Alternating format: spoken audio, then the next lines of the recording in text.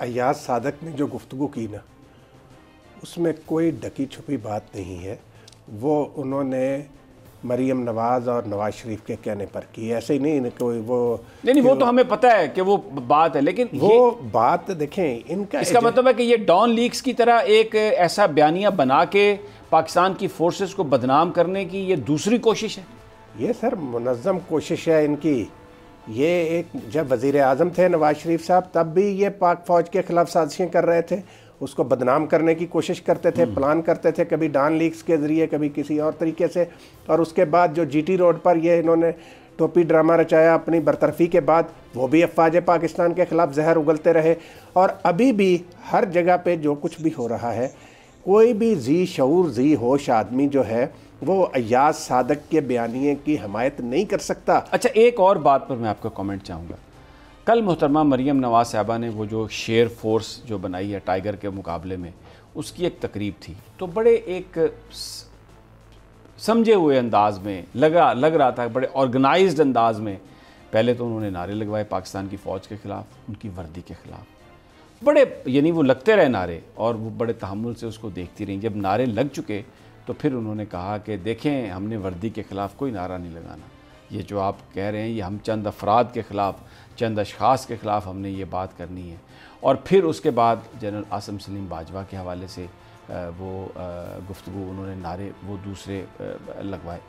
تو ایک بہت ہی منظم انداز میں مریم نواز صاحبہ پاکستان کے اداروں پر جو ایک یلغار ہے وہ انہوں نے آن رکھی ہوئی ہے، لیکن ساتھ ساتھ یہ میسج بھی دے رہے ہیں کہ ہم اداروں کے خلاف نہیں ہیں، ہم تو گفتگو چاہتے ہیں. یہی تو سب سے بڑی سازش ہے. اب جیسے شاہد خاقان عباسی نے آج یہ کہا ہے کہ جی سارے معاملات ٹھیک ہو جائیں گے، آپ نیب کو بند کر دیں.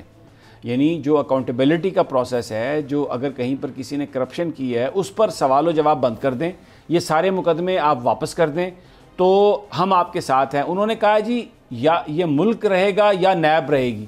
اب یہاں تک وہ یہ بات کر رہے ہیں کہ اگر اس ملک نے چلنا ہے تو نیب کو بند کرنا ہوگا. نیب کو بند کرنے کا مطلب یہ ہے کہ اکاؤنٹیبلٹی پروسیس کو سٹاپ کرنا ہوگا. شاہد خاقان عباسی صاحب کے خلاف کیس جو ہے اس کی سماعت جاری ہے، اب ہو رہی ہے، آج بھی ہوئی. شاہد خاقان عباسی صاحب پریشان ہیں، ان کو پتہ ہے کہ کیس میں بڑے ٹھوس شواہد ان کے خلاف موجود ہیں، اس لیے وہ پاکستان اور نیب کو اکٹھا کر رہے ہیں کہ جی یا نیب رہے گا یا پاکستان. یہ اس طرح کی گفتگو شاہد خاقان عباسی کو نہیں کرنی چاہیے. اچھا میں اپنے کیسز کو فیس کریں اور سامنا کریں، بتائیں کہ کیا ہے سچ. اچھا میں مرتضیٰ وہاب کی گفتگو پہلے سنوائیے جی ذرا. لیکن میں سمجھتا ہوں کہ ان کیمرہ پروسیڈنگز ان کیمرہ اس لیے ہوتی ہیں کہ ان کو راز رکھنا ہوتا ہے، اور میں سمجھتا ہوں اس طرح کی چیزیں جو کہ ریاست پاکستان سے پرٹین کرتی ہیں، ان کو اگر ان کانفیڈنس آپ کو بتایا جاتا ہے، اس کو شیئر کرنے کی جو چیز ان کیمرہ ہے وہ ان کیمرہ رہنی چاہیے. غلط ہے، اور پیپلز پارٹی نے کبھی اس طرح کی چیز کو سپورٹ نہیں کیا، کبھی اس طرح کی چیز کے بارے میں بات نہیں کی. میں سمجھتا ہوں اگر کسی نے کوئی بات ان کانفیڈنس کہی ہے، ان کیمرہ کہی ہے، اگر وہ کانفیڈنس.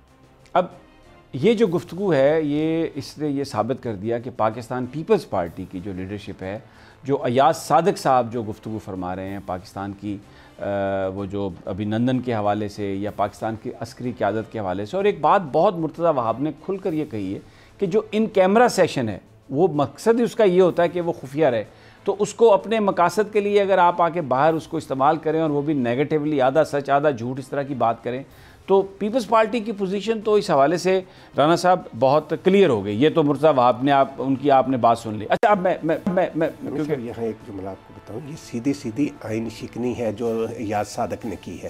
یہ کہتے ہیں نا کہ پارلیمنٹ میں بات جو ہے کی ہوئی اس پر کوئی کارروائی نہیں ہو سکتی. پارلیمنٹ تو کہتے ہیں دو ہاتھ آگے اس سے پارلیمنٹ میں، اور نواز شریف صاحب نے خراج عقیدت خراج تحسین پیش کیا ان کو ایاز صادق. بہت ہی شرمناک بات ہے سمیع صاحب. یہ آئین توڑنا اور کیا ہوتا ہے؟ وہ کہہ رہے ہیں یہ تو قومی سلامتی سے کھیلنے سے بڑی آئین شکنی کیا ہو سکتی ہے. ٹھیک ہو گیا. اچھا جی، اب اس سارے پروپیگنڈے کا کہ جو حکومت یہ کہہ رہی ہے کہ جناب ہم ان سے حساب کتاب مانگتے ہیں، تو یہ ہمیں فوج کہتے ہیں کہ آپ سلیکٹڈ ہیں، اور پھر فوج کو یہ کہتے ہیں کہ جی آپ الیکٹڈ گورنمنٹ سے پیچھے ہٹ جائیں.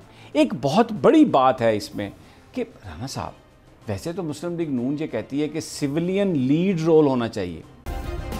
سبسکرائب کریں اور بیل دبائیں تاکہ کوئی خبر رہ نہ جائے.